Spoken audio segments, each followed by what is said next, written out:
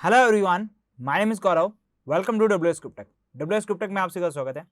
आज के इस पर्टिकुलर वीडियो लेक्चर्स के अंदर हम बात करेंगे रिपोर्ट्स के बारे में कि रिपोर्ट्स क्या होती है, किस तरह से हम यहाँ पर रिपोर्ट बना सकते हैं, वो सारी चीजें हम यहाँ पर डिस्कस करने वाले हैं। देखिए, मैं बात करूँ रिपोर्ट्स के बारे में कि रिपोर्ट क्या होती है, आप उसे कैसे प्रिंट करवा सकते हैं। तो देखिए, जैसे ही आपने यहाँ पे स्काडा बनाया है, जस्ट लाइक आपने कंपनी के लिए स्काडा बनाया, किसी इंडस्ट्रीज के लिए स्काडा डिजाइन किया है यहाँ पर।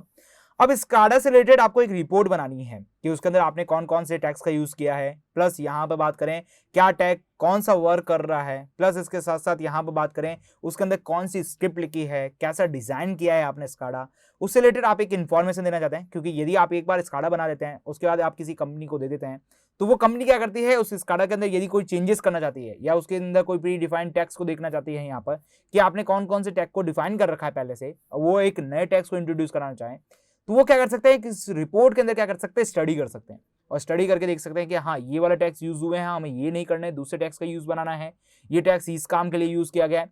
तो उससे रिलेटेड जो भी इन्फॉर्मेशन है आप वो इन्फॉर्मेशन प्रोवाइड करवा सकते हैं। क्लियर? तो बेसिकली उसके लिए आप क्या करते हैं, रिपोर्ट जनरेट करते हैं। या फिर मैं बात करूं, यदि आप किसी एक कंपनी से दूसरी कंपनी में स्विच करते हैं तो आपको यहां पे पूछा जाता है कि आपके कौन कौन से स्काडा डिजाइन किया अब तक, तो उससे रिलेटेड आपने जो भी रिपोर्ट बनाई है उस रिपोर्ट से रिलेटेड आप वो काम दिखा सकते हैं। क्लियर? तो रिपोर्ट्स बहुत जगह काम आती है आपके पास। बात करें अब इसको, इस रिपोर्ट को कैसे प्रिंट कराना है स्काडा के अंदर, वो आज हम यहाँ पर देखने वाले हैं। तो चले स्काडा के अंदर और स्काडा के अंदर समझते हैं रिपोर्ट को कैसे प्रिंट कराना है।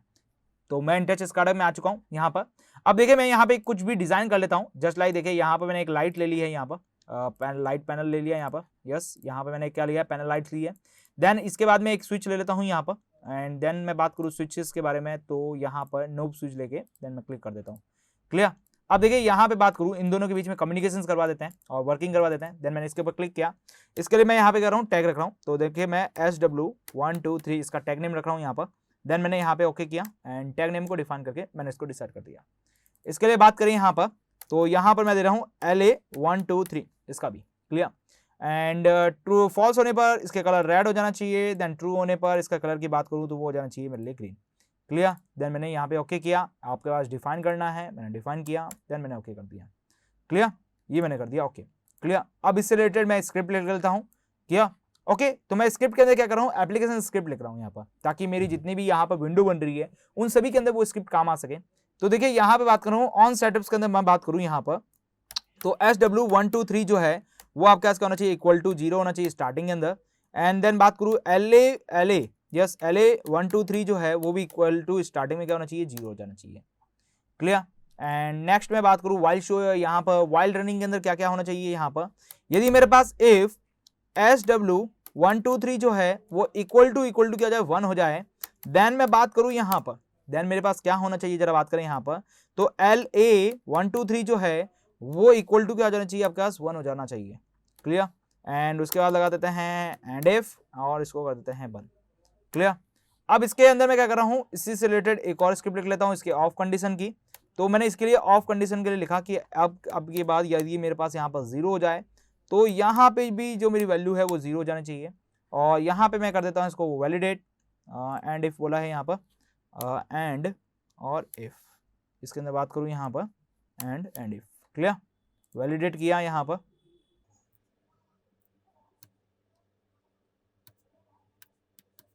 ओके, वैलिडेट करता हूँ, कन्वर्ट करता हूँ। क्लियर? देन मैं बात करूँ ऑन सेटअप्स, देन मैं बात किया यहाँ पर ओके। क्लियर? अब चलते हैं रन टाइम के ऊपर। देखिए, रन टाइम के ऊपर चले और देखें यहाँ पर, तो मैं रन टाइम के ऊपर आ चुका हूँ। रन टाइम के ऊपर चल के हम इसको देख लेते हैं क्या ये फंक्शनलिटी कर रहा है या नहीं कर रहा है। देखिए, आपके पास यहाँ पे क्या रहा है, फंक्शन कर रहा है यहाँ पर। देन चलते हैं डेवलपमेंट में। क्लियर? अब मैं इस फाइल को कर रहा हूँ पहले सेव। क्लियर? तो मैंने इस फाइल को कर दिया यहाँ पर सेव। अब मैं इससे रिलेटेड रिपोर्ट बनाना चाहता हूँ यहाँ पर। तो रिपोर्ट कैसे बना सकते हैं, देखिए यहाँ पर सबसे पहले फाइल में जाएंगे, देन आपके पास प्रिंट ऑप्शन देखने को मिलेगा। प्रिंट ऑप्शन को जैसे ही आप यहाँ पर ओपन करेंगे तो ओपन करने पर आपको एक डायलॉग बॉक्स मिलेगा। अभी आप बात करें तो आपके पास कोई भी चेक बॉक्स इनेबल नहीं मिलेगा। देन आप यहाँ पर चेक बॉक्स को इनेबल करके यहाँ पर जितने भी ऑप्शन है आप उसको सेलेक्ट कर सकते हैं। जैसे मुझे यहाँ पर डिटेल्स ऑप्शन चाहिए, आपने जो भी डेटाबेस एंट्रीज की है, जस्ट लाइक यहाँ पर जितने भी आपने टैग्स डिफाइन किए हैं, जो भी चीजें यूज की है, अलार्म इन्फॉर्मेशन दी है, विंडोज से रिलेटेड कोई इन्फॉर्मेशन दी है, वो सारी की सारी क्या हो जानी चाहिए, यहाँ पर प्रिंट हो जानी चाहिए। क्लियर?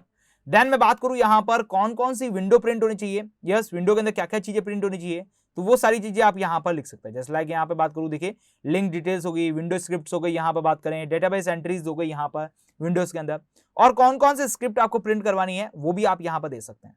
क्लियर। उसके बाद चले हैं नेक्स्ट के अंदर। नेक्स्ट के अंदर जाने के बाद देखिए आप क्या करना चाहते हैं, आप यहाँ पर प्रिंटर को देना चाहते हैं पीडीएफ की फॉर्मेट में, तो वही दे सकते हैं, या फिर आप इसको यदि किसी और फॉर्मेट में देना चाहते हैं, जैसे यहाँ पे वन नोट्स हो गया, यहाँ पे बात करें विंडो 10 से रिलेटेड हो गया, तो वो भी आप यहाँ पे क्या कर सकते हैं, प्रोवाइडेड करवा सकते हैं। यदि आप किसी टेक्स्ट फाइल के अंदर डालना चाहते हैं, यस, तो वो भी आप यहाँ पर टेक्स्ट फाइल के अंदर दे सकते हैं। अब चलते हैं प्रिंट ऑप्शन के ऊपर, प्रिंट के ऊपर क्लिक करें। प्रिंट के ऊपर क्लिक करने के बाद देखिए मैं इसको डेस्कटॉप के ऊपर क्या कर रहा हूँ, सेव कर रहा हूँ, और इस फाइल का नाम दे रहा हूँ यहाँ पर फाइल 123, क्योंकि हम यहाँ पे सारा काम 123 से कर रहे थे, तो यहाँ पे फाइल 123 मैंने इसका नेम दे दिया। देन मैंने यहाँ पे क्या किया, सेव किया है इसको। सेव करने के बाद ये क्या बनेगा, एक पीडीएफ फॉर्मेट बन जाएगी आपके पास, क्लियर। अब वो पीडीएफ फॉर्मेट कैसी बनी है जरा उसको देख लेते हैं यहाँ पर, क्लियर। तो मैं चलता हूँ डेस्कटॉप के ऊपर, तो डेस्कटॉप के ऊपर हम आ चुके हैं, और डेस्कटॉप के ऊपर जाने के बाद देखिए यहाँ पे बात करें तो आपने किस नाम से की है, फाइल 123 के नाम से सेव किया था। मैं फाइल 123 को क्या कर रहा हूँ, यहाँ पर ओपन कर रहा हूँ, क्लियर। तो मैंने फाइल 123 से रिलेटेड मैंने इस फाइल को ओपन किया है, क्लियर। अब जरा देखते हैं यहाँ पर, तो यहाँ पर देखिए आपके पास क्या हो गया, रिपोर्ट का जो नाम है वो आपने रख दिया यहाँ पर जीए। उसके बाद देखिए यहाँ पर विंडो स्क्रिप्ट का नाम है विंडो स्क्रिप्ट फॉर जीए आपके पास लिखा हुआ है। इसके अंदर आपने क्या स्क्रिप्ट लिखी है, आपके पास लिखी हुई है, सारी की सारी स्क्रिप्ट लिखी है। यदि आपने विंडो स्क्रिप्ट पहले कोई दे रखी है तो वो लिखी हुई है यहाँ पर। उसके बाद देखिए ऑब्जेक्ट टाइप्स लिखा हुआ है सारा, कि आपके पास ऑब्जेक्ट टाइप्स क्या है, किस टाइप से आपने यहाँ पे यूज किया है, यस, क्या क्या प्रॉपर्टी है उनसे रिलेटेड, डेटा टाइप्स कौन कौन सी यूज की है, कैसी प्रॉपर्टी है उनकी, यस, ये सारी चीज दे रखी है। देन बात करूँ यहाँ देखिए विंडो रिपोर्ट्स दे रखी है, क्लियर। उसके बाद आप नीचे चले तो यहाँ पर देखिए आपके पास उसकी प्रॉपर्टी भी दे रखी है आपके पास, यहाँ पर किस चीज़ की कैसी प्रॉपर्टी है। प्लस यहाँ पर देखिए आपके पास बात करें यहाँ पर, तो इस विंडो से रिलेटेड आपने जो भी टैक्स को यूज़ किया वो सारे टैक्स आपको दिख जाएंगे, क्लियर। उसके बाद देखिए यहाँ पे बात करें तो आपको एप्लीकेशन स्क्रिप्ट मिल जाएगी, एप्लीकेशन स्क्रिप्ट से रिलेटेड जितनी भी इन्फॉर्मेशन है वो सारी मिल जाएगी आपको यहाँ पर, कि हमने एप्लीकेशन स्क्रिप्ट की। वैसे हमने एप्लीकेशन स्क्रिप्ट लिखी हुई थी, तो एप्लीकेशन स्क्रिप्ट भी आपके पास दे रखी है कि किस एप्लीकेशन स्क्रिप्ट के अंदर क्या क्या चीज़ें यूज़ की है, क्लियर।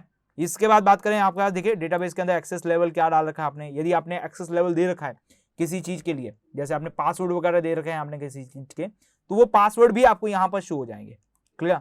इसके हिसाब से आपकी की पूरी जो रिपोर्ट्स हैं वो क्या बन चुकी है, यहाँ पर जनरेट हो चुकी है।